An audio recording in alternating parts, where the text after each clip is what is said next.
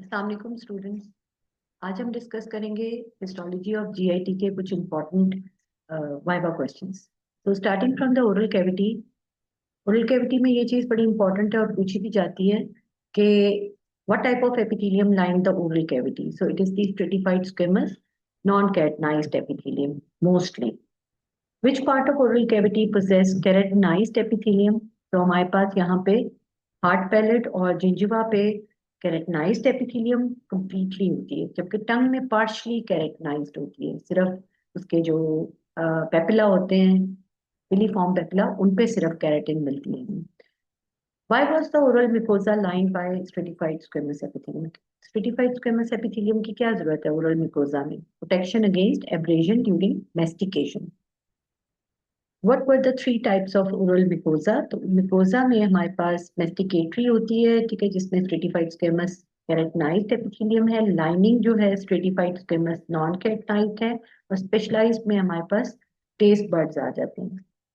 Why did the heart palate contain dense collagen bundles in the lamina propria? तो heart palette में इसलिए आप खुद भी अगर अपने हार्ट पैलेट को फील करें तो आपको थिकेंड जो है वो स्ट्रक्चर्स महसूस होते हैं, ठीक है। So it is firmly attach to firmly attach the mucosa to the bone, ताकि जब हम जो है वो फ्रिक्शन को रेजिस्ट करने के लिए और जब हम मेस्टिकेट करें तो ये लूज ना हो। Name the three regions of the lip. तो लिप के थ्री रीजन्स जो हैं, स्किन है जिसमें के सारे फीचर्स स्किन के होंगे हमारे पास, जिसमें के हमारे पास स्ट्रेटिफाइड स्क्वेमस केराटिनाइज्ड एपिथेलियम होगी, हेयर फॉलिकल्स नजर आएंगे। उसके अलावा हमारे पास स्पेशियस ग्लैंड, स्वेट ग्लैंड सारे। जैसे हम वर्मिलियन जोन पे आते हैं, जो कि रेड जोन होता है, जो जिसपे के हम लिपस्टिक लगाते हैं, जो हमें रेड कलर का, वैसे भी पिंक कलर का हमारे हेयर करता है, ठीक है। इस पे जो है वो stratified squamous non keratinised epithelium होती है, थिन थिन एपिथेलियम होती है। और यहाँ पे जो है वो हमारे पास यहाँ पे जो है एपिथेलियम के नीचे हाईली केराटिनाइज्ड, सॉरी, इसके नीचे जो है blood vessels, abundant blood vessels होते हैं, जो जिसकी वजह से हमें इसका कलर रेड नजर आता है। देन ओरल साइड पे ओरल म्यूकोसा है, जिसमें कि stratified squamous non keratinised epithelium.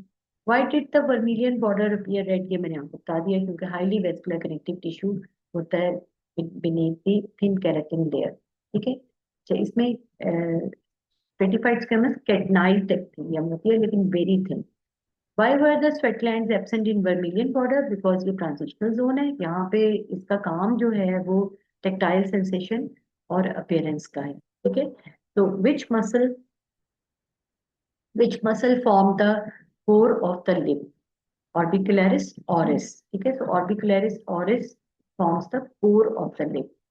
What was the clinical significance of absence of sebaceous glands in the oral mucosa? तो oral mucosa में sebaceous glands इसलिए नहीं होते कि वहां पे salivary secretion होती है।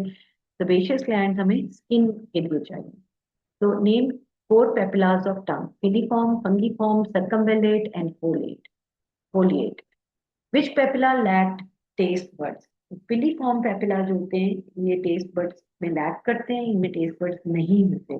Why were filiform papilla keratinized? Mechanical role in food manipulation. तो ये इसलिए केराटिनाइज्ड होते हैं ताकि हमारे पास जो है वो हमने फूड को जो है तोड़ना है, तो उसके लिए जो है मैकेनिकल मैनिपुलेशन के लिए हमें चाहिए।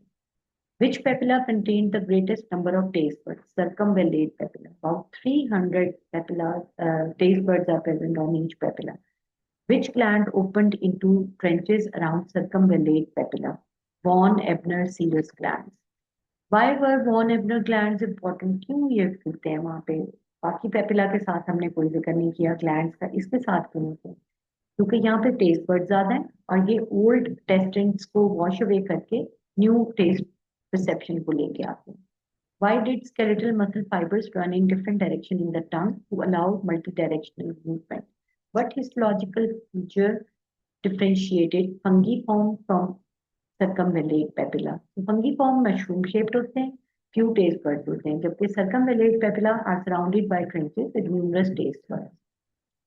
Salivary glands. Which salivary gland was purely serous? Parotid. कौन सा प्रिडोमिनेटली म्यूकस है, सबलिंगुअल, और मिक्स जो है वो सबमेंडिबुलर है, लेकिन इसमें प्रिडोमिनेटली सीरस ही होती है। What were serous demilune? अब सवाल ये पैदा होता है कि सीरस टेमिड्यूल क्या होता है।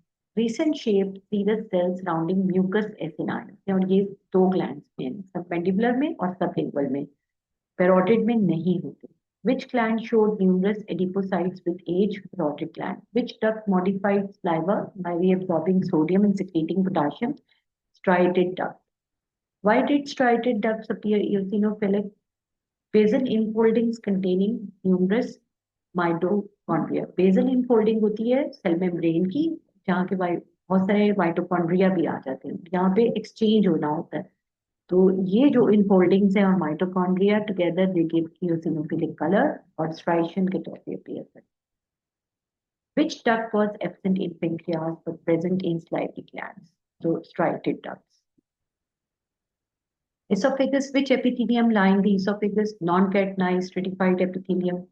सिंपल कलमना क्यों नहीं होती, ये सवाल पैदा होता है, क्योंकि ये मैकेनिकल एब्रेजन को विथस्टैंड नहीं कर सकती, क्योंकि अभी जब हम खाते हैं तो बोलस जो है वो अभी बहुत छोटे पीसेस में नहीं होता, बिल्कुल फ्लूइड नहीं होता। Which glands were present in the submucosa? Esophageal mucus glands proper. Which muscle types were found in different thirds of esophagus? अपर में स्केलेटल होता है, मिडिल में मिक्स होता है और लोअर में स्मूथ मसल्स होते हैं। मिक्स का मतलब है skeletal and smooth both. Why did muscularis externa change from skeletal to smooth muscle? क्योंकि यहाँ पे जो है वो ट्रांजिशन हो रही होती है, swallowing वॉलेंट्री तौर पे बिगिन करती है and continuous involuntarily. What histological changes occur in chronic gastroesophageal reflux? Squamous epithelium replaced by columnar epithelium, इसको Barrett's esophagus कहते हैं। तो okay, that's all for this video. Stomach के हम नेक्स्ट उसमें स्टमक से आगे जो है नेक्स्ट वीडियो में बात करेंगे।